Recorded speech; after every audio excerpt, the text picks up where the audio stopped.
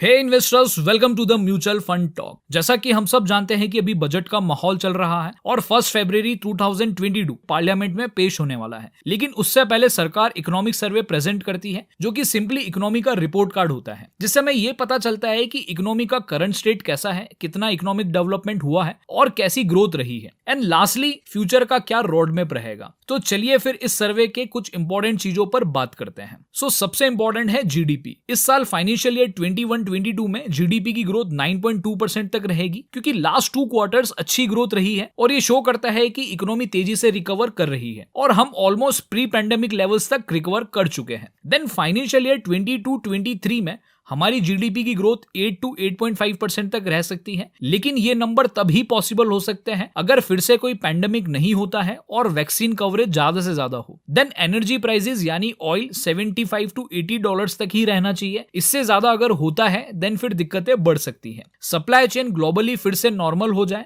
Monsoon normal रहे और market में लिक्विडिटी भी नॉर्मल रहे। नाउ थोड़ा सा डीप चलते हैं एंड स्पेसिफिक सेक्टर्स वाइज बात करते हैं। तो सबसे कम इंपैक्ट एग्रीकल्चर सेक्टर पे पड़ा था, जिसमें इस साल फाइनेंशियल ईयर 21-22 में 3.9% तक की ग्रोथ रहेगी। इंडस्ट्रियल सेक्टर में रिकवरी बहुत तेजी से हुई है और इसमें 11.8% तक ग्रोथ रहेगी। सर्विस सेक्टर पर सबसे ज्यादा इंपैक्ट पड़ा था, जिसमें 8.2% तक की ग्रोथ रहेगी। नाउ इन सब का रिलेशन कंजम्पशन से ही है, जो कि 7% तक ग्रो करेगा, लेकिन इसमें सबसे ज्यादा कॉन्ट्रीब्यूशन अभी गवर्नमेंट की स्पेंडिंग का ही है। अब नेक्स्ट ईयर की बात करें यानी फाइनेंशियल ईयर 2022-23 में इसमें ऑलमोस्ट सभी एक्सपर्ट्स का मानना है कि अब डिमांड प्राइवेट इन्वेस्टमेंट और कंजम्पशन बढ़ने से ही बढ़ेगी। पर इसकी क्लैरिटी हमें बजट से मिलेगी कि इस बार budget corporates and private consumption sections को कैसे डील करता है। नेक्स्ट एक्सपोर्ट्स की बात करें तो ये फाइनेंशियल ईयर में एक्सपोर्ट्स एक्सपोनेंशियली ग्रो किए हैं, जिससे फॉरेक्स रिजर्व काफी बड़ा है। लेकिन इंपोर्ट्स में भी तेजी से रिकवरी हुई है और हाई कमोडिटी प्राइसेस से ओवरऑल इंपोर्ट्स की वैल्यू भी बढ़ी है। फिलहाल हाई फॉरेक्स रिजर्व हेल्पफुल रहेगा करेंसी को कंट्रोल करने में, तो ये सेक्शन भी अभी फिलहाल अच्छा चल रहा है।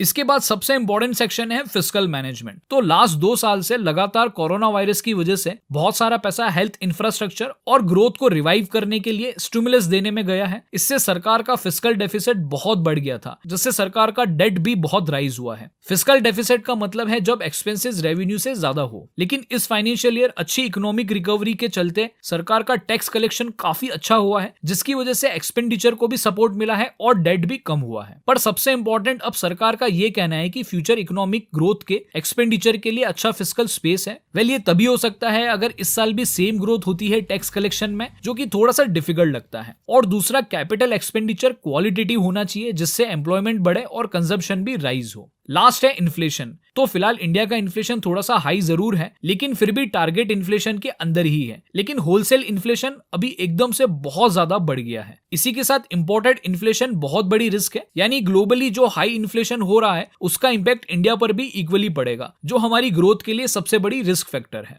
ये था इकोनॉमिक सर्वे रिपोर्ट के कुछ इंपॉर्टेंट आउटकम्स, लेकिन असली पिक्चर कल बजट के बाद ही क्लियर होगी, जिसको हम बजट के बाद अगले वीडियो में कवर करेंगे और उसके बाद में फिर मार्केट को डिस्कस करेंगे, ताकि हम ये जान पाएगी इक्विटी, बॉन्ड और गोल्ड मार्केट कैसा रह सकता है, ताकि उसके अकॉर्डिंग आप अपने इन्वेस्टमेंट की प्लानिंग कर सके। गाइज, हमारे साथ बने रहना। जल्दी मिलते हैं नेक्स्ट वीडियो में। धन्यवाद।